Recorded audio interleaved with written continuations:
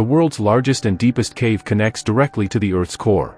But what mysterious things might exist across such a vast distance? To find out, a team of researchers set out to explore it, but they never returned.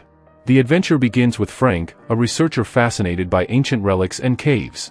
He loved exploring the deepest caverns because that's where he could find artifacts from ancient species worth millions of dollars in the market. When Frank and his team learned about the world's largest cave, they couldn't resist exploring it.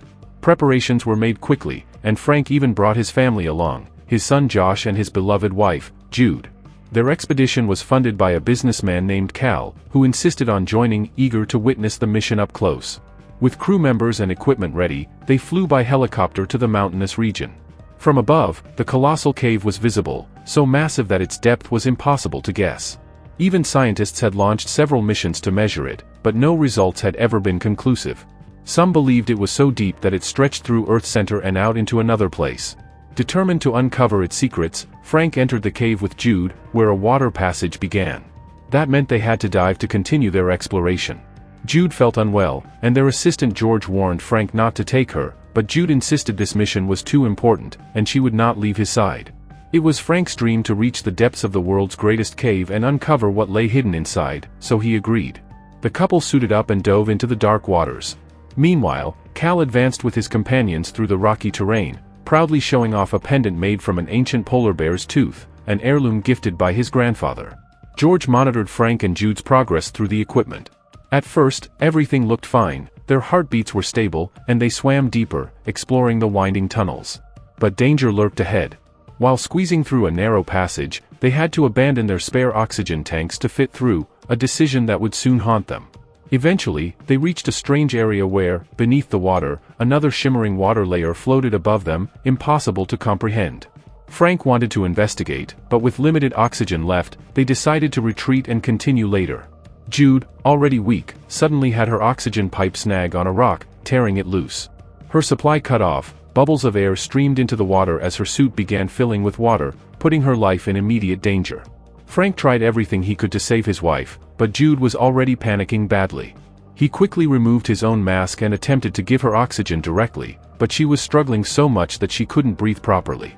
Outside, the researchers monitoring the situation were in full panic mode as Jude's heartbeat raced and her body filled with water. Their son George cried out that they had to bring her out immediately. Frank kept trying to give her air, but Jude was too far gone, unable to think or react. Soon her oxygen supply completely failed, and she could no longer breathe. George worried desperately for his mother, but watching helplessly, he began to feel that his father was responsible, that Frank knowingly took her along even though she was sick, and now it seemed as if he had caused her death. George refused to believe it, telling himself his mother would survive, but when he turned around, Frank was already there, holding Jude's lifeless body. The sight shocked George, who watched in disbelief as the team rushed in, lifting her body onto dry ground. They tried CPR, but it was obvious she was gone. Devastated, George blamed his father entirely. How could he be so careless as to leave their spare oxygen tanks behind? Frank tried to explain, insisting he hadn't known this would happen, but George wouldn't listen. With the tragedy too heavy to continue, Frank ordered the crew to pack up and end the mission. Everyone reluctantly agreed, believing it was best to leave. George also thought escaping was the right decision, but leaving the cave wouldn't be as easy as entering it. They had to climb upward, a dangerous task. As they moved on, George and Liz, one of the employees, began to hear strange sounds echoing from deep inside the cave. No one knew what they were or what was hidden below. Ignoring the noises, Liz began climbing, but suddenly the cave started filling with water. No one could figure out where it was coming from, and panic spread through the group. Frank, leading another part of the team, had planned for groups to move one after the other, but even he hadn't expected this sudden flood. If the water kept rising, they would all drown. George tried to contact the outside team and finally reached Jim after multiple attempts despite heavy communication disturbances. Jim warned them urgently, a massive water storm had formed, flooding everything in its path. If they didn't escape soon, the entire cave would be submerged. The situation was now critical, trapping George, Frank, and the whole team inside. Meanwhile, Cal, the businessman, seemed oblivious to the danger and kept diving for fun. Liz was hanging by a rope, struggling as heavy water poured over her, while others tried desperately to save her before the rope snapped. Deeper inside, Frank's group also realized that water was steadily leaking through the cave walls, a clear sign that the entire chamber was about to flood. Knowing time was running out, Frank quickly started devising a plan for their escape. By now, some members of George's group had climbed higher and were helping pull the others up, but the rushing water was so powerful that their equipment began failing one after another. No one knew how they would escape as the water quickly rose to their waists and threatened to fill the entire chamber. Meanwhile, the businessman Cal was still enjoying his dive, safe with extra oxygen cylinders he had taken. But even he realized something was wrong. This kind of sudden flooding had never shown up in any cave readings despite years of research. Frank's team had not prepared for such a scenario, and now they were trapped inside the world's largest cave with no idea where the surging waters would carry them. The massive chamber through which they had entered filled rapidly, leaving the rope as the only way out. Liz attempted to climb, throwing the rope upward, but the force of the water kept pushing her back. Another man named Cole climbed to help her, not realizing the boulder anchoring the rope was loosening under the strain. As the rock began to shift, everyone realized they had to get away immediately or be crushed. Liz was thrown back down by the current, and Cole made a desperate leap to avoid the falling rock, only to slam into the cliff wall, knocking himself unconscious. Swept away by the raging current, he drifted deeper into the cave. George, despite not being a strong swimmer, dove in after him. He had never been interested in his father's research work, but this time he was here for his mother's safety. Struggling against the flood, George tried to reach Cole, but the current was too strong and carried the unconscious man farther away. To make matters worse, their only known exit was now sealed off, the hole completely submerged with such forceful water that no one could pass through. Just then, Frank arrived with the rest of his team. He told George and the others they had to find another way out, through a narrow passage he and Jude had discovered earlier. If they could reach it, they might survive. Frank tried to sound confident, but when his eyes fell on his wife's lifeless body, his resolve broke. Overwhelmed with grief, he blamed himself, certain that his carelessness had caused Jude's death. He feared his son George would never forgive him. He wept bitterly, devastated, but the team reminded him that this was not the time for despair. Some argued that Jude might still have a chance. If water had filled her lungs, immediate CPR or proper breathing techniques might revive her. Experts had documented many cases where drowning victims recovered within minutes if CPR was administered quickly. The tragedy here was the delay. Too much time had passed without action, and her lungs might have suffered irreversible damage. Even so, there was still a faint hope among some that Jude could be brought back to life. Now on the other side, Juice also gets a body, but it belonged to a man named Cole who had fallen from a great height. Poor Cole's bones were completely shattered, and half of his face was ruined. Frank reached his son and told his team members to take George away, since George was still too young to handle such conditions. Frank looked at his comrade Cole, and with just a glance they both understood what needed to be done. Cole was so badly injured that even if someone carried him out, he would never survive, and keeping him alive would put everyone else at risk. That's why Cole himself asked Frank to end his life. Frank didn't want to do it, but there was no other choice. Reluctantly, he drowned Cole in the water and killed him in a terrible way. After Cole's death, the group moved forward. Frank pointed out the only narrow passage and said they would have to pass through it, because once they crossed it, the exit might not be too far. Their remaining team would be waiting on the hill outside. But George's girlfriend Victoria was extremely terrified. She had never faced such conditions before and didn't know how to survive underwater for so long. If anyone panicked inside that tight passage, they could all get trapped. So Frank made a plan. Victoria would go last. Once the others got out, they would guide her through from outside. He made this decision carefully because if someone got stuck in the middle, it would block everyone behind. Except for Victoria, the rest were confident they could make it. Victoria was the only one trembling with fear, but without wasting more time, they had to move. Everyone was fitted with oxygen cylinders, and slowly they guided Victoria to the narrow path. At first, it was very difficult for everyone to pass through, but with guidance they somehow managed. When it was Victoria's turn, she panicked badly. The path was getting narrower and her suit struck the rocks, throwing her off balance and sending her in the wrong direction. She got stuck, exactly as Frank had predicted. If she had gone earlier, they would never have been able to guide her and the others would have been trapped too. Seeing her struggle, Frank and Josh swam back with ropes to guide her. After a lot of effort, they finally pulled Victoria out safely. Thankfully, she wasn't badly injured. Now it seemed their path was clear, and Frank knew the direction well. They hurried out of the water, hoping to find a hidden exit, but no clear opening was visible yet.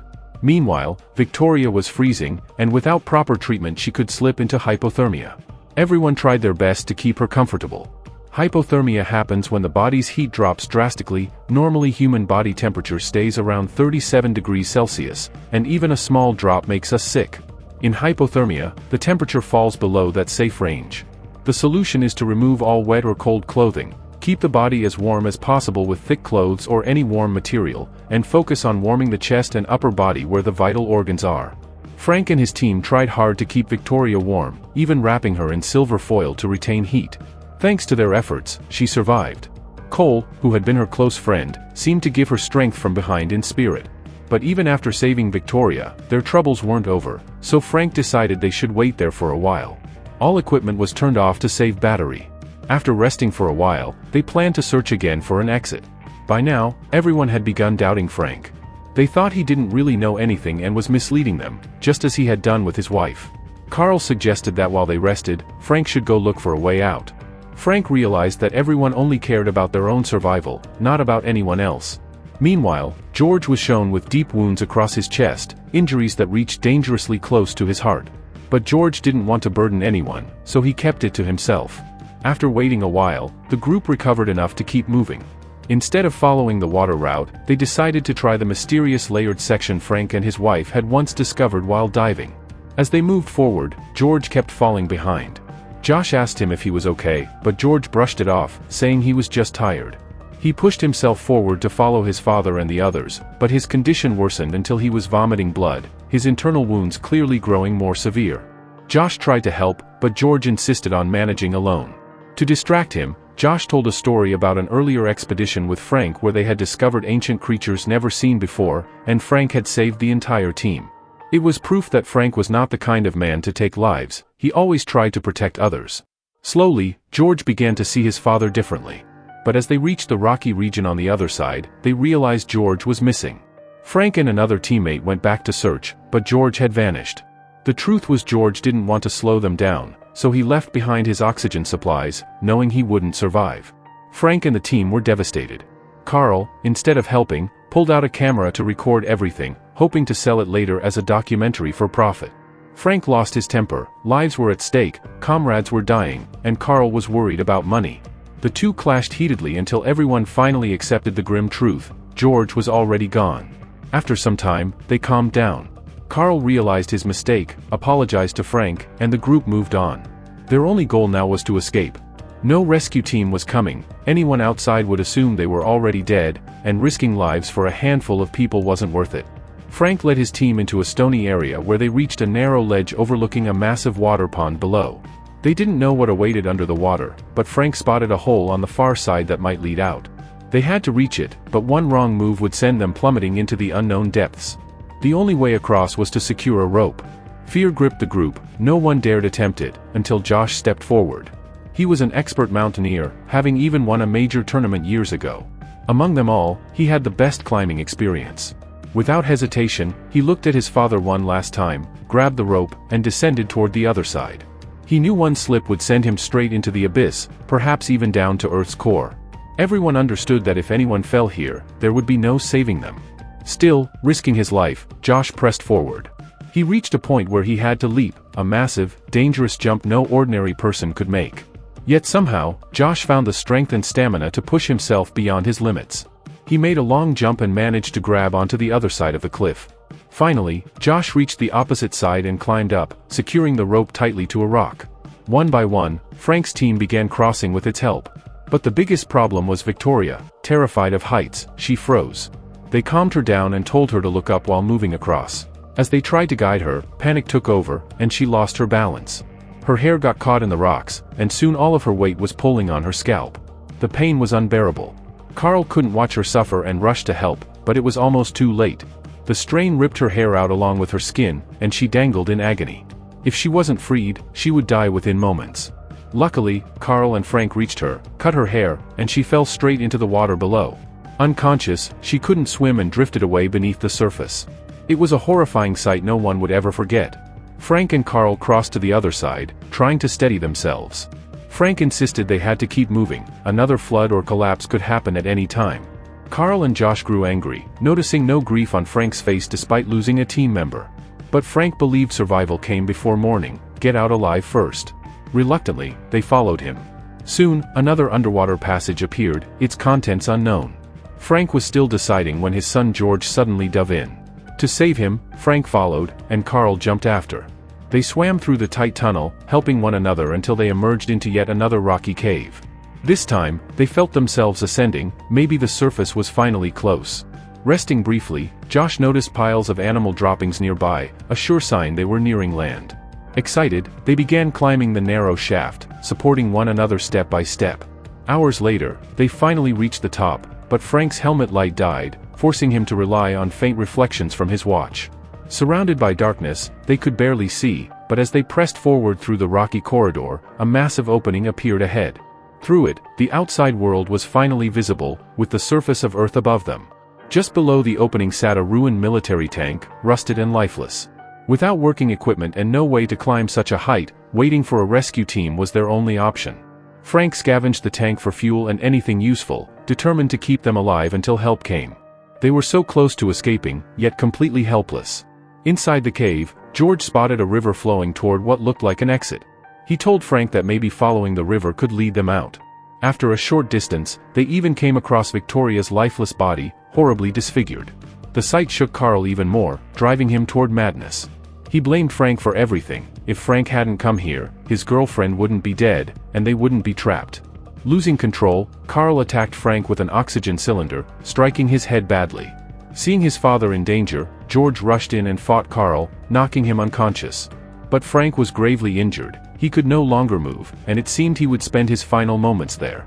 Realizing he couldn't let his son die too, Frank urged George to leave him behind, saying he had already lost his wife and didn't want to lose his son as well. He begged George to end his suffering and escape through the river. George resisted, but eventually did as his father asked. He drowned Frank, then grabbed an oxygen cylinder and dove into the water. On the way, he saw Carl's corpse floating, but he ignored everything and kept swimming toward the light. Exhaustion overtook him, and his air supply was running out.